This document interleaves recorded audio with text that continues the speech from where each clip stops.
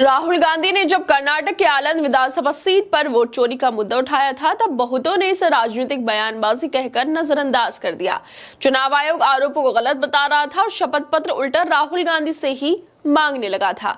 लेकिन अब कर्नाटक एसआईटी ने जो आलंद में हुए विधानसभा जो सीट है वहां पर वोट चोरी का जो खेल चल रहा था, उसने जो खुलासे किए हैं उससे पूरे लोकतंत्र की नींव हिल गई है। जांच में पता चला है कि यहाँ वोटर लिस्ट से असली मतदाताओं के नाम हटाने के लिए बाकायदा सौदेबाजी की गई थी। हर एक मतदाता का नाम डिलीट करने के लिए 80 रुपए का भुगतान भी किया गया था, जिसमें बीजेपी के नेता शामिल हैं। उनके यहाँ पर छापेमारी की गई, तब जाकर यह हकीकत सामने आई है। एसआईटी की रिपोर्ट बताती है कि वोट चोरी के इस खेल में 6018 वोटरों के नाम डिलीट करने के लिए फर्जी आवेदन किए गए। इस फर्जीवाड़े के लिए करीब 4.8 लाख रुपए खर्च किए गए। जांच में यह भी सामने आया है कि ये सारे फर्जी आवेदन कलबुर्गी के एक डेटा ऑपरेटिंग सेंटर से भेजे जा रहे थे, जहां से चुनाव आयोग के सिस्टम में गड़बड़ी कर नाम हटाए जाते थे। राहुल गांधी ने जब प्रेस कॉन्फ्रेंस कर इस मामले को उजागर किया था, तो उन्होंने इस लोकतंत्र पर सीधा हमला बताया था और वही बात साबित हो चुकी है। यह खुलासा दिखाता है कि मतदाता सूची के साथ छेड़छाड़ किसी साधारण तकनीकी गलती का नतीजा नहीं थी, बल्कि ये एक योजनाबद्ध साजिश थी ताकि चुनावी परिणामों को प्रभावित किया जा सके। राहुल गांधी का ये कहना अब सही साबित होता दिख रहा है कि भाजपा मतदाता सूची में हेरफेर कर लोकतंत्र को कमजोर कर रही है। दरअसल कर्नाटक के आलंद विधानसभा क्षेत्र से निकलकर आई यह खबर अब पूरे देश में चर्चा का विषय बन गई।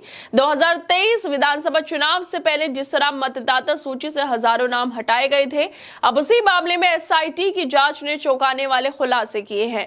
यह खुलासा सिर्फ एक प्रशासनिक लापरवाही का मामला नहीं है, बल्कि ये इस बात का सबूत है कि चुनाव से पहले किस तरह योजनाबद्ध तरीके से मतदाता सूची में हेरफेर कर लोकतंत्र की जड़ें कमजोर की गई।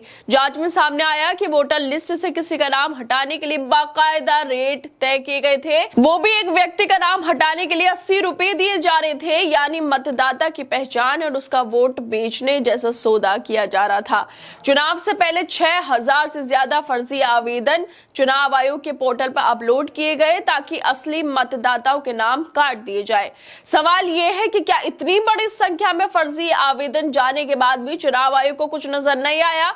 एसआईटी की रिपोर्ट में यह भी पाया गया है कि यह सारा फर्जीवाड़ा एक डेटा ऑपरेटिंग सेंटर से किया जा रहा था और ऑपरेटरों को प्रति नाम हटाने पर 80 रुपए मिलते थे। यानी जितने ज्यादा नाम काटे जाएंगे उतनी कमाई होगी। ये कोई छोटी मोटी गलती नहीं, बल्कि एक संगठित अपराध जैसा मामला है, जिसमें चुनावी प्रक्रिया को सीधे प्रभावित करने की कोशिश की गई। क्या अब भी चुनाव आयोग ये कहेगा कि सब कुछ नियमों के तहत हुआ?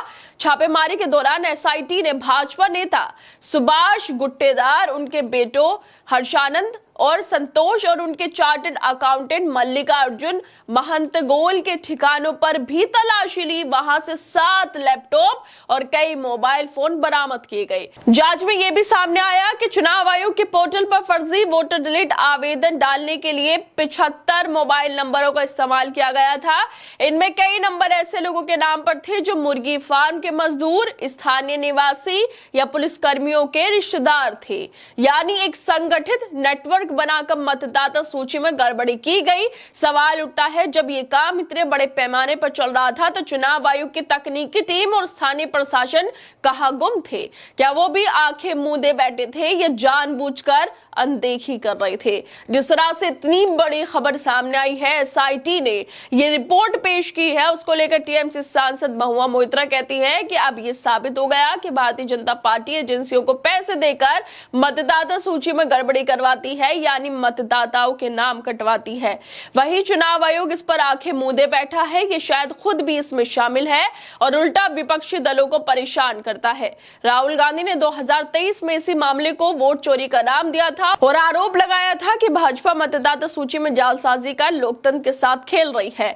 उस समय कई लोगों ने इसे बयान को राजनीति से प्रेरित बताया था, लेकिन अब जब एसआईटी की रिपोर्ट सामने आ रही है तो उनके आरोप एक एक कर सच साबित होते दिख रहे हैं। क्या ये सिर्फ एक क्षेत्र का मामला है या देश के बाकी हिस्सों में भी ऐसे ही हुआ होगा? अगर किसी चुनाव से पहले हजारों असली मतदाताओं के नाम जानबूझकर हटाए जाते हैं तो ये सिर्फ डेटा एरर नहीं बल्कि लोकतंत्र पर हमला है।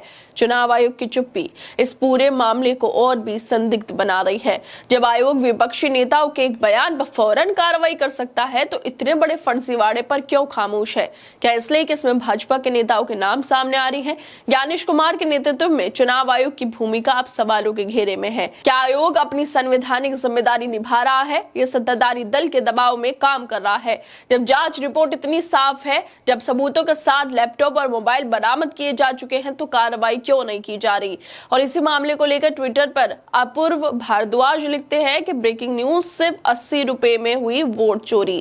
कर्नाटक के आलन सीट पर 6018 वोट फर्जी तरीके से डिलीट कर हर वोट हटाने की कीमत सिर्फ 80 रुपए। कुल पेमेंट हुई 4.8 लाख। और पीछे से निकल आए बीजेपी नेता से जुड़े नाम, जिसे राहुल गांधी ने कहा था वोट चोरी, वो अब एसआईटी की रिपोर्ट में साबित हो चुकी है। सोचिए, जब 80 रुपए में वोट डिलीट हो सकता है तो लोकतंत्र की असली कीमत क्या बची है? ये मामला सिर्फ कर्नाटक का नहीं बल्कि पूरे देश के लिए चेतावनी है कि अगर एक जगह इतनी गड़बड़ी हो सकती है तो लोकसभा में या बाकी राज्यों के विधानसभा में क्या हुआ होगा? राहुल गांधी ने जब चुनाव आयोग सरकार पर सवाल उठाए थे, तब मुख्य चुनाव आयुक्त ज्ञानेश कुमार ने फौरन कड़ी प्रतिक्रिया दी थी, माफी मांगने की बात कहती थी, शपथ पत्र की मांग कर दी थी। लेकिन अब जब वही मामले में एसआईटी की जांच के बाद सबूत सामने आ रहे हैं, जब कर्नाटक के आलंद में मतदाता सूची से नाम हटाने का संगठित फर्जीवाड़ा उजागर हो चुका है, तब वही चुनाव आयोग पूरी तरह खामोश है। सवाल ये है, क्या ज्ञानेश कुमार अब भाजपा नेताओं से भी वैसी ही सख्ती दिखा पाएंगे जैसे उन्होंने राहुल गांधी के खिलाफ दिखाई थी?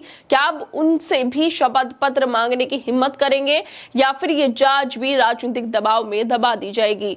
आज जब एसआईटी के हाथ ठोस सबूत लग चुके हैं, पैसे लेकर वोटर लिस्ट में नाम डिलीट किए गए, लैपटॉप और मोबाइल मिले, तो चुनाव आयोग की चुप्पी बहुत कुछ कह रही है।